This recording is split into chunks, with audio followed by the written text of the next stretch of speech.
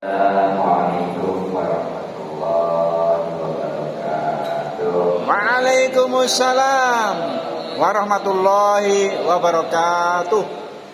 Bismillahirrahmanirrahim.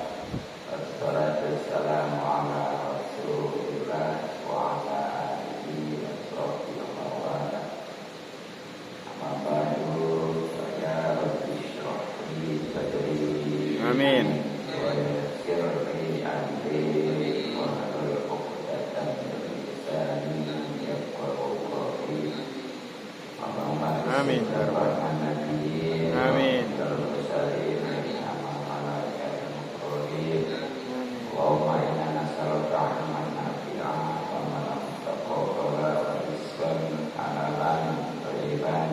Amin. Ya Rabbil Alamin.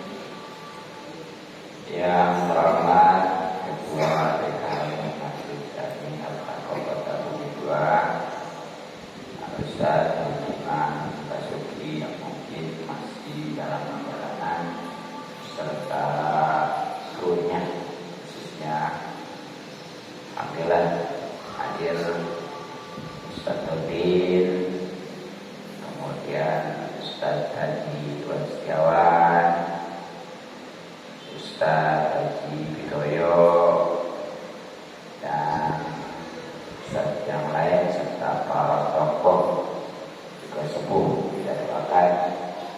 Mudah-mudahan dipanjangkan umurnya dalam keadaan sehat batin dan diskusi pemahaman pemimpin kita kepada Allah Subhanahu Wa Taala. Kepada para bapak, para hadirin yang mudah-mudahan kita semua selalu dimuliakan dan diberikan taufik serta hidayah kepada Allah Subhanahu Wa Taala. Mudah-mudahan umur kita dirahmati dan diberkati serta diri Allah Subhanahu Wa Taala juga insyaallah mendapatkan pahala besar dan lebih banyak dunia dan akhirat. Amin. Pertama, alhamdulillah sebagaimana biasanya kita bisa hadir kumpul silaturahmi. Mudah-mudahan dengan wasilah silaturahmi kita dimudahkan dari banyak barokah. Kita dibanyakan dalam keadaan sehat dan batin, terlebih lagi pastinya para haji yang memang punya sangat wajib. Maka dari itu mari kita kembali kaji bab yang pertama, bahasan hadis referensi kita berbabul hadis atau ada dari Tangkihul Qala al-Musannif rahimahullah ta'ala wa nafa'ana bihi wa ma lana bihi bidarini amin ya rabbal alamin. Al-Fatihah. A'udzu billahi minasy syaithanir rajim. Bismillahirrahmanirrahim. Alhamdulillahirabbil alamin. Arrahmanirrahim. Iyyaka na'budu wa iyyaka nasta'in.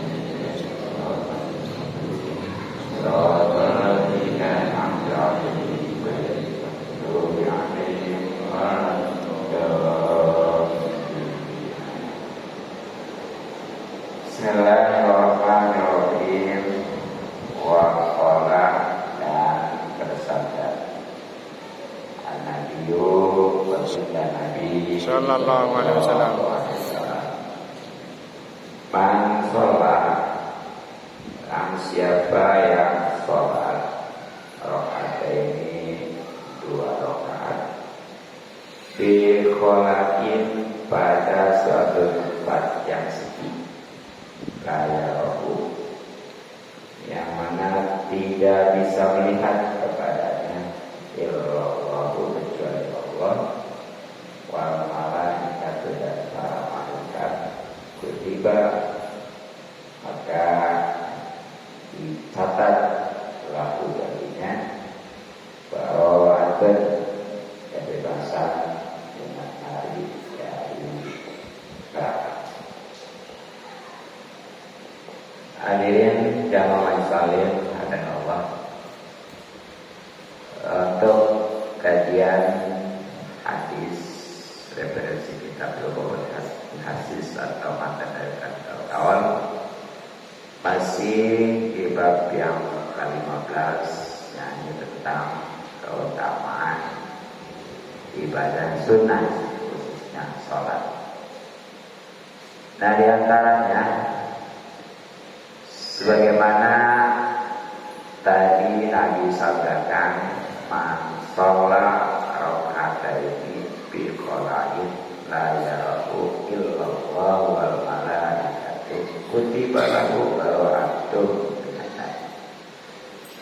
Jadi siapa aja, laki, perempuan, yang sholat, nah disini ada sholat sunnah ya, selain atau tambahan dari yang wajib, 2 rakaat, asal di tempat yang sunyi, yang sepi, yang tidak bisa dilihat kecuali oleh Allah pastinya, juga para malaikat termasuk jin. Jadi jelas mah tempat sepi berarti ya, entah itu di hutan, Di lawang. Ya di rumah nggak bisa, sebenarnya maaf ya. Iya. Di rumah juga bisa kalau punya khusus ruangan. Nah itu keuntungannya luar biasa, karena sudah dipastikan dia dicatat Adam udah dapat jatah kebebasan dari neraka. Jadi aman lah insya Allah ya. Asal tadi salat 2 rakaat sunnah di tempat sepi lah itu. Nah memang ini tentunya mengandung pengertian bahwa Allah sangat suka sekali, sangat senang sekali kepada orang yang salat seperti itu, karena memang jelas itu akan aman dari yang namanya riya ya. Atau sholat tempat sepi sebenarnya berkaitan sama siapa, ya kan? Ya, kalau tempat ramai masih ada unsur kayak puji dan lain sebagainya. Ya, tapi kalau sholat wajib mah udah banyak tantangan aja, seperti dibantah dengan fitnah. Udah sholat fitnah. Apa-apa apalagi memang mesti berjamaah juga ya, bagus nih. Ini menceritanya sholat sunnah yang nggak disunahkan berjamaah. Rawahu hadis riwayat Ibnu As-Sakir, ya, Imam Ibnu As-Sakir ada dari sahabat tadi, itu hadis riwayat Imam Ibnu As-Sakir dari sahabat Jabir. Itu dari Ibnu As-Sakir ke sahabat Jabir beberapa perawi hadis ya. Jadi bukan langsung dari sahabat dari Imam Ibnu As-Sakir langsung ke sahabat Jabir, bukan. Ada mungkin 5, 6, bahkan 7. Nah, kalau Jabir karena sahabat itu baru langsung dari baginda Nabi Sallallahu alaihi wasallam. Kemudian waqala, dan telah bersabda Rasulullah Sallallahu alaihi wasallam. Rasulullah, Mamin abdin, tidak ada seorang hamba yusolli yang sholat fi baitin, pada rumah muslimin yang gelap, birumuin, pastinya dengan ruku tahmin yang sempurna, wasujudin, dan sujud tahmin yang sempurna juga, illa wajabat, kecuali wajib lahu baginya al-jannatu, masuk surga bila hisabin, tanpa hisab. Jadi siapa ini ya, baik laki maupun perempuan yang sholat di rumah dalam keadaan gelap, di sini maksudnya Pak, bukan berarti gelap, sebab kan makruh untuk sholat gelap Pak ya. Assalamualaikum Assalamualaikum warahmatullahi wabarakatuh. Saat anak yang wajib. Jadi bukannya di rumah tua bukan. Jadi di rumah, kemudian di malam hari dalam keadaan sendiri, itu maksudnya. Sebab tadi kalau digelapin sholat itu makruh. Ya, jadi itu. Nah kalau sudah demikian, dia sholat di rumah dalam keadaan tengah malam sendiri, dan jangan karena sholat sendiri gak ada yang tahu semuanya lagi. Tapi tetap dengan ruku yang sempurna, juga sujud sempurna, benar-benar. Ketika rukunya ya dia kerjakan, baik itu rukun terutama maupun kesunahan-kesunahannya, ya tentunya setelah tahu ya. Begitu juga sujudnya sama, di samping dia memenuhi rukun syarat-syaratnya ya, juga kesunahan-kesunahannya. Jadi yang semaunya ya, dan tentang sholat sendiri nggak ditahu semuanya. Jadi kadang-kadang suka beda nih masalahnya. Kalau sholat wajib mah ulama gitu ya, kemudian sholat sunnah ces. Padahal berbedanya Set. iya. Ini sering kadang-kadang ya membaca juga gitu ya. Ya baca-baca kalau sholat wajib lama gitu gerakan gitu ya. Tapi kita sholat sunnah ya, bahkan kadang-kadang sholat wajib aja antara yang sir dengan yang jahat beda kadang-kadang. Kalau yang jahatnya yang dikuatin durasi sekian detik lah itu ya, atau menit lah. Giliran sir tuh ya, terutama yang rokat kedua ketiga kan, ketiga keempat ya kan sir tuh. Jadi maksudnya ngebedainnya maksudnya karena sholat yang malam ini ya macam maghrib, bisa ya kalau subuh masih semua doa hebat ya, semua subuh ya. Kan kalau maghrib yang jahatnya 2, yang sini 1 ya, yang dikeraskannya 2 rakaat, yang dibelakangnya 1, bisa sama kan? Yang dikeraskannya 2 rakaat, yang dibelakangnya 2 rakaat, itu kadang-kadang beda. Ya. Kalau giliran kuat mah, ya segitulah. Giliran pelan, kadang-kadang si makmum baru baca bagaimana giliran suratul mustaqim, dia udah ruku. Jadi jangan mentang-mentang itu sihir ya, tetap yang namanya tajwid itu berlaku. Sebalik nanti yang rada ininya mungkin rada beda dikit kan nanti durasinya ya. Tapi jangan istilahnya karena nggak ada yang dengar ini, nggak ada yang tahu ini, semuanya gitu. Nah, tuh, jadi tetap walaupun nggak ada yang tahu, harus tetap sebagaimana istiqomah, ikhlas namanya itu ya. Nah, baru kalau sudah demikian wajar kalau memang dia wajib untuk masuk surga, bahkan tanpa hisab saja. Kira-kira pernah belum pakai begitu? Sholat tengah malam sendiri, kemudian sujudnya rukunya sempurna, rukunya juga sempurna. Kadang-kadang di sini yang jadi catatan hanya ruku dengan sujud ya. Padahal kan rukun sholat banyak. Ya, rukun pindah di berdiri kan ya, duduk antara 2 sujud kan ya, tidak kan ya. Tapi kenapa di sini hanya ruku dan sujud?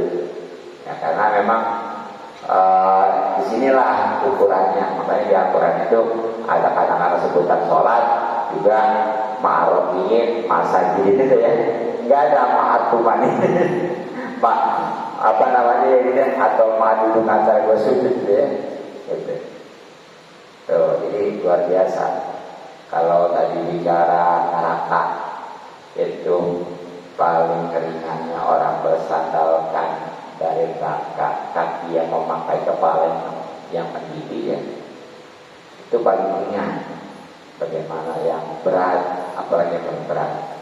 Sebaliknya surga paling rendah, paling miskin, paling belek itu insya Allah memiliki 10 lipat kali dunia ini.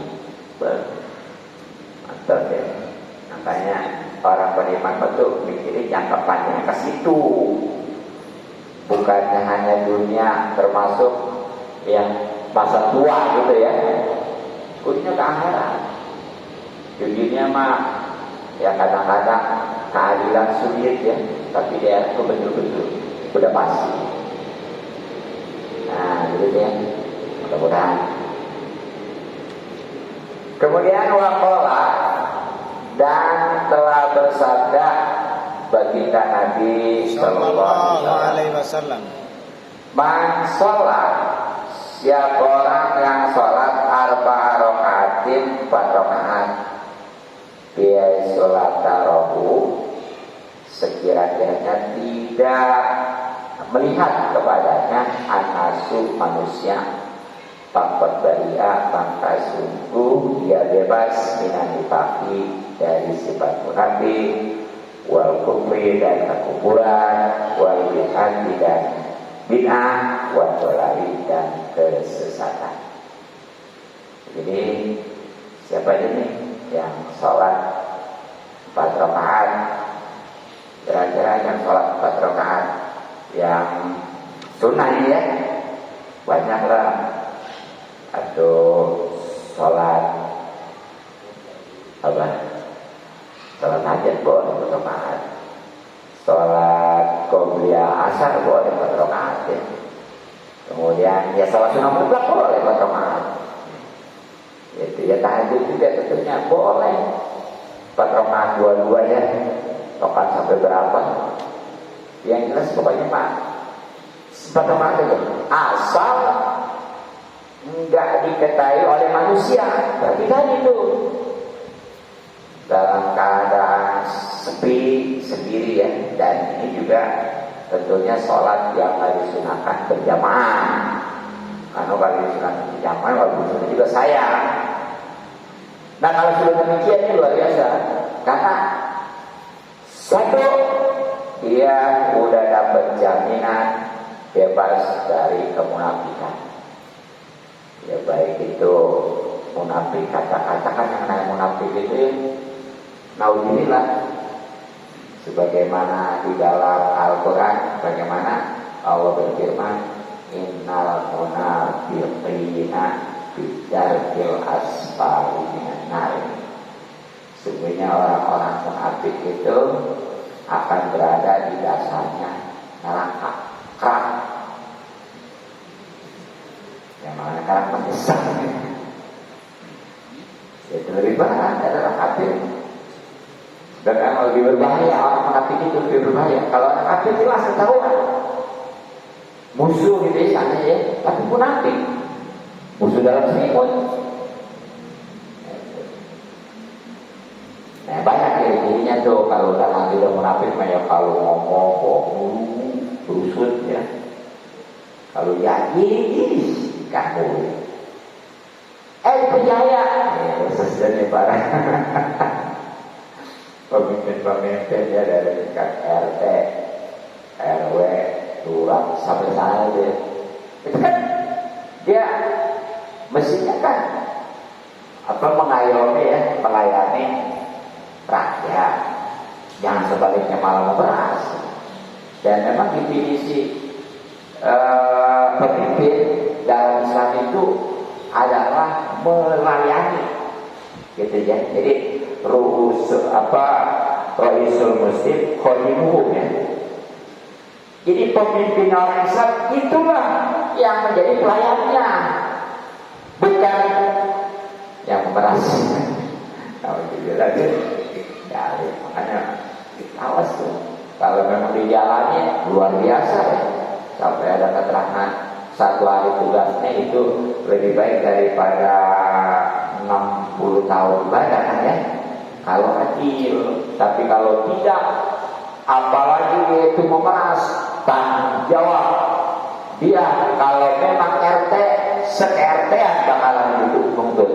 Kalau ada se-RW, se-RW yang bakalan mundur. Dan seterusnya lah. Apalagi kalau negara ya. Kalau dunia mah nggak ada sekarang, dunia mah nggak ada ya. Iya.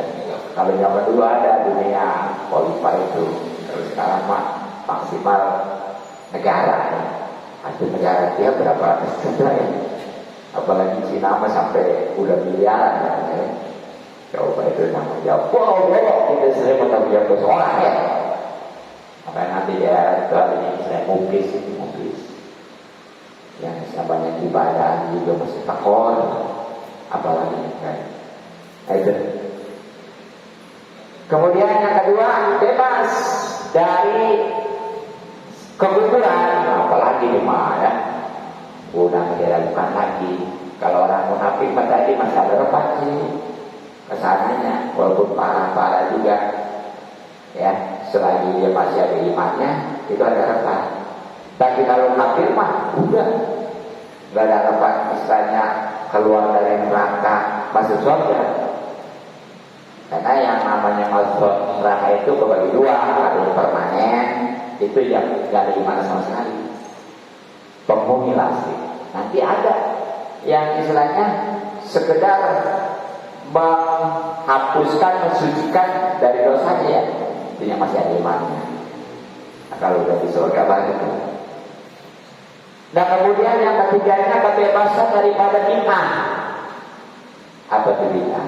Bid'ah itu yang enggak ada di zaman Rasulnya, tapi ya tentunya keburukan. Enggak ada kebuku hadis, ayat atau ijma ulama yang mendukungnya lah gitu ya. Itu namanya bid'ah. Ya seperti nama sesuatu yang ada di zaman Rasul ya.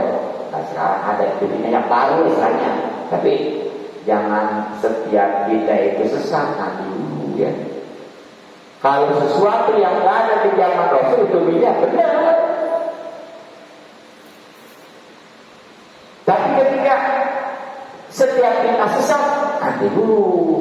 Sebab ada bid'ah yang bagus, ada bid'ah jelek, ada istilahnya bid'ahnya asal, ada kopia, bahkan ada mahmudah, ada mazmumah. Jadi kopia jelek, asal bagus, ada mazmumah itu celak, mahmudah juga puji gitu ya. Intinya mah ada yang bagus, ada yang jelek jelas. Kalau yang jelek memang tuh baru pesanannya neraka ya. Tapi kalau yang bagus mah insya Allah bahkan kan sampai Sayyidina Umar ya, yang pertama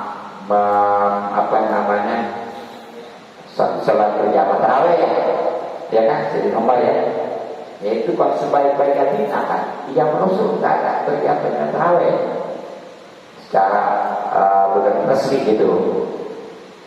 Nah itu bid'ah karena memang itu bagus dinilai dari berbagai sisi, makanya justru bagus.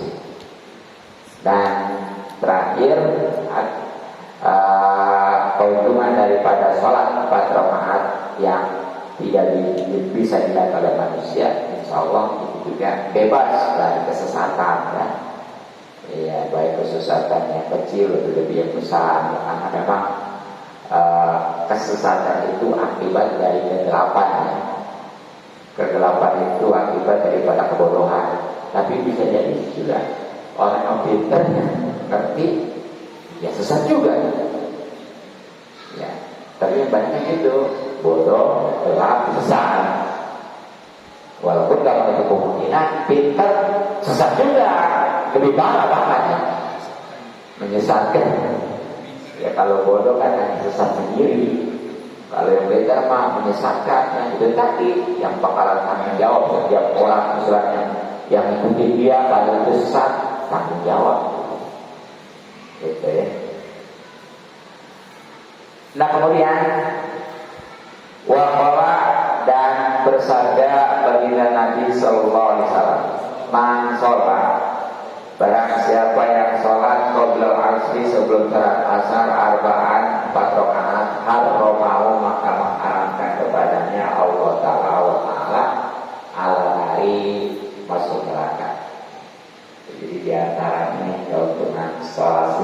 dari segi biasa ya. Tapi jangan pakai kebiasaan, walaupun kopiah juga karena nggak ada bagiannya. Cukup usolli sunnatal asri.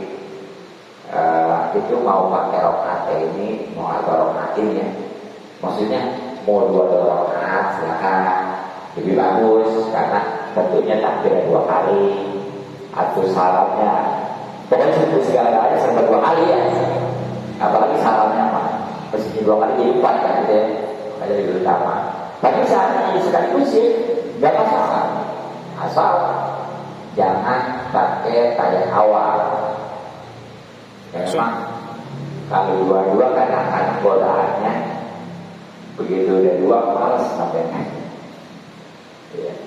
Kalau langsung 4 maka hidup beres berdua gitu ya. Itu tujuan. Ya sama tuh salat 2 juga boleh, langsung 4 boleh.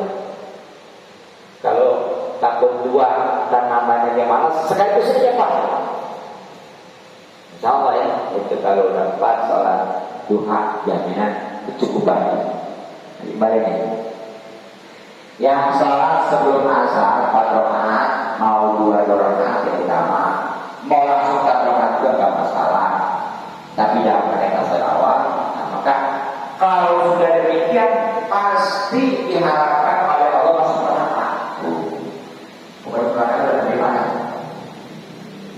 Ya luar biasa. Bahkan dalam hadis yang lain ya bukannya diharapkan masuk surga lagi ya, tapi Allah menghormati. Katakan ya Rasulullah alaman sholat kelas apa itu ya? Tidak Allah menghormati kepada seseorang yang sholat sebelum asar 4 rakaat. Jadi maka jelas kalau seandainya dia diharapkan